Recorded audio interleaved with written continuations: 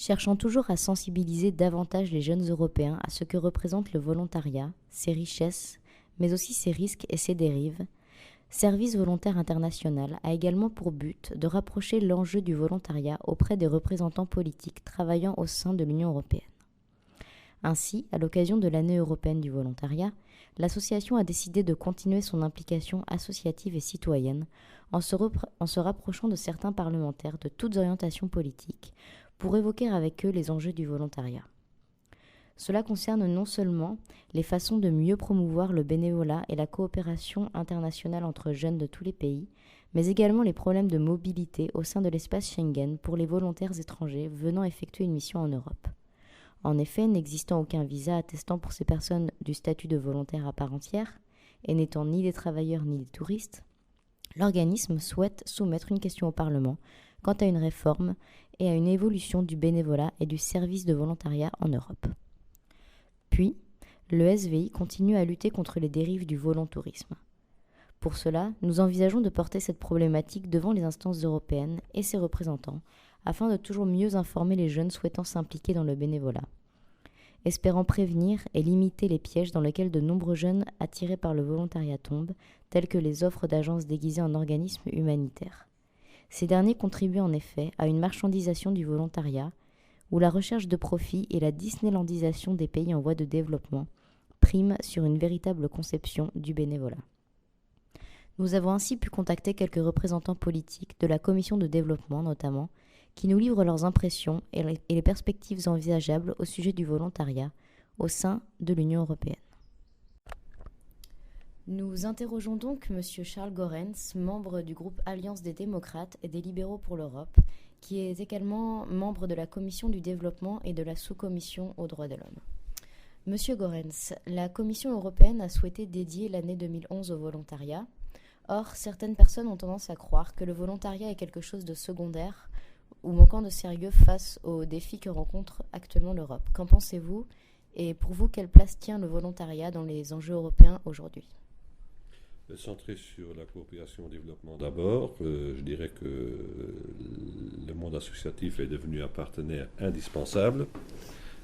Centré sur la coopération au développement, je dirais que le monde associatif est devenu un acteur indispensable dans la mesure où il peut intervenir là où les partenaires ou les acteurs institutionnels touchent à leurs limites. Je pense notamment dans un pays totalement désorganisé, où il n'y a pas de structure institutionnelle, où il n'y a pas où la République, comme on dit en France, n'est pas présente, ces acteurs peuvent créer ou contribuer à la structuration de la société. Prenons un pays comme la République démocratique du Congo, par exemple. Dans ce pays où tout reste à faire au niveau de la construction de l'État, on a beau essayer de développer des coopérations avec des institutions totalement sous-développées. Là, il est important que d'autres acteurs interviennent pour créer des piliers de gouvernance locaux au niveau des municipalités, au niveau des acteurs non gouvernementaux africains, par exemple. De ce point de vue, les ONG ont une fonction de pont entre une sorte d'interface entre nos pays et les pays partenaires dans le Sud. Très bien. Nous sommes donc une association, Service volontaire international, située à quelques minutes de la frontière française, et nous collaborons régulièrement avec le secteur associatif du nord de la France. Une Europe associative est en train de naître, mais par contre les aides européennes pour le secteur associatif restent coordonnées à un niveau national. Un Français doit par exemple passer par la délégation européenne à Paris et un Belge par Bruxelles, et ne sont pas pris en compte les distances et les rapprochements régionaux. Ne faudrait-il pas que l'Europe donne l'exemple en agissant de manière plus étendue et plus associative au lieu de rester dans une perspective parfois trop locale ? Si j'ai bien compris votre question, vous touchez là aux difficultés que rencontrent les associations, les fondations, les organisations non gouvernementales pour obtenir l'appui, notamment financier, budgétaire, à charge du budget de l'Union européenne. Ça reste un casse-tête permanent parce que les critères de sélection sont tellement durs qu'il y a beaucoup d'associations qui perdent un temps fou pour remplir les fichiers, pour répondre aux questions, pour s'imposer tout ce labyrinthe à travers les institutions, je crois qu'il serait préférable que les ONG agissant au niveau national soient appuyées par leur État. Comme on s'inscrit quand même dans un développement des fonds mis à la disposition de la coopération au développement assez important, on sera à 0,7% en 2015. Si les États restent conformes aux engagements pris en 2005 dans le cadre du consensus européen de développement, donc de ce point de vue, l'argent devrait être développé davantage. Alors on pourrait faire en sorte que les ONG nationales, agissant au niveau national, respectivement local, soient appuyées par le ministère ou les instances en charge de la coopération au développement.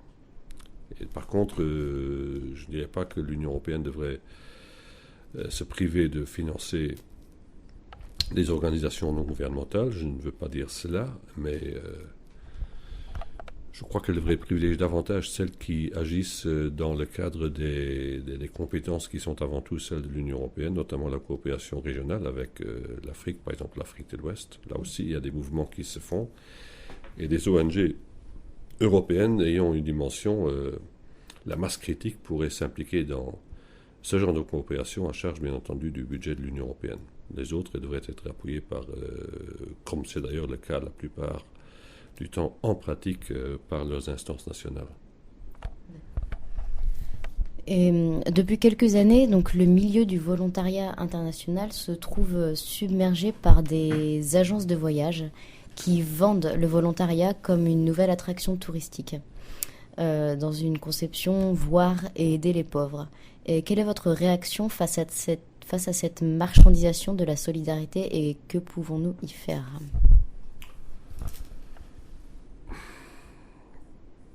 Je ne sais pas quelle ampleur ce mouvement a pris. Je suis d'ailleurs assez surpris de vous voir poser cette question.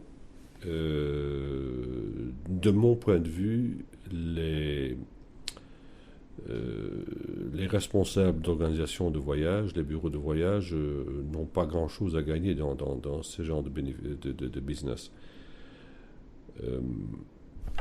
Ils font souvent payer à des jeunes qui souhaitent faire du volontariat des tarifs très élevés pour les envoyer faire des missions.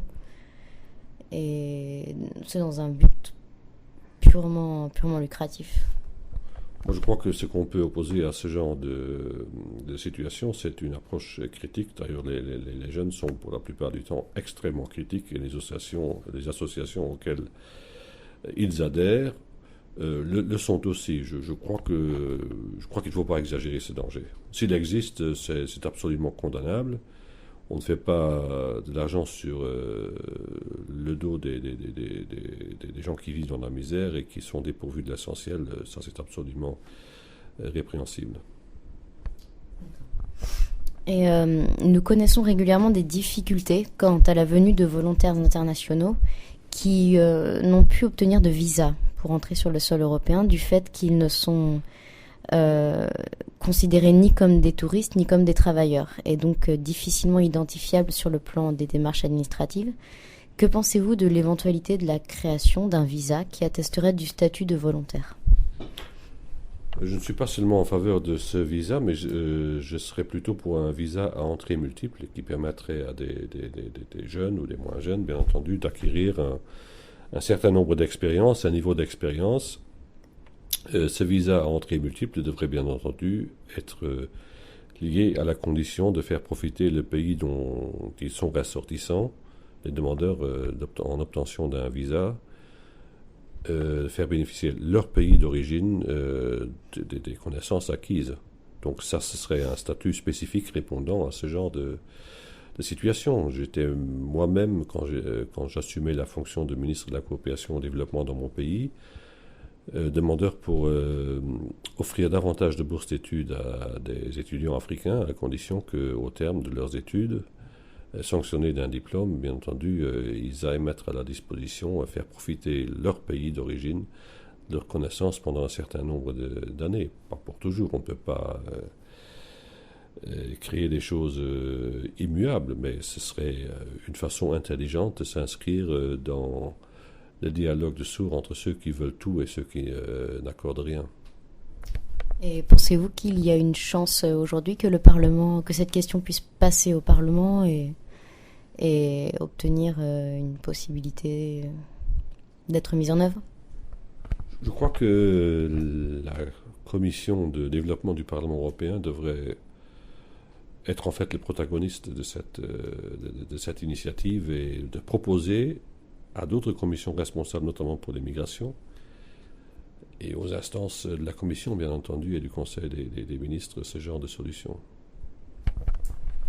Très bien. Et dernière question, avez-vous déjà vous-même participé à un projet de volontariat et si oui, quelle expérience fut-elle? J'ai accompagné des jeunes qui s'inscrivaient dans la démarche des Nations Unies pour le volontariat. Il y a une institution UN Volunteers basée à Bonn et qui ont régulièrement des contacts avec les ministères de la coopération et du développement en vue de sélectionner des gens qui profitent de cela. J'ai financé des programmes, mais je n'ai pas participé personnellement. J'ai financé des programmes à charge du budget de la coopération de mon ministère pour des ressortissants de mon pays, bien entendu, et aussi pour des ressortissants de pays du Sud. Par exemple, au Cap-Vert, on a fait profiter de cette formule des jeunes gens originaires du Mali. Et c'est une bonne expérience. Il faut aussi développer des coopérations sud-sud dans ce domaine. En fait, ce sont des coopérations nord-sud-sud parce que c'est le nord qui finance et c'est le sud qui coopère. C'est deux partenaires du sud qui coopèrent. D'accord. Eh bien, je vous remercie, Monsieur Goerens, pour avoir répondu à mes questions.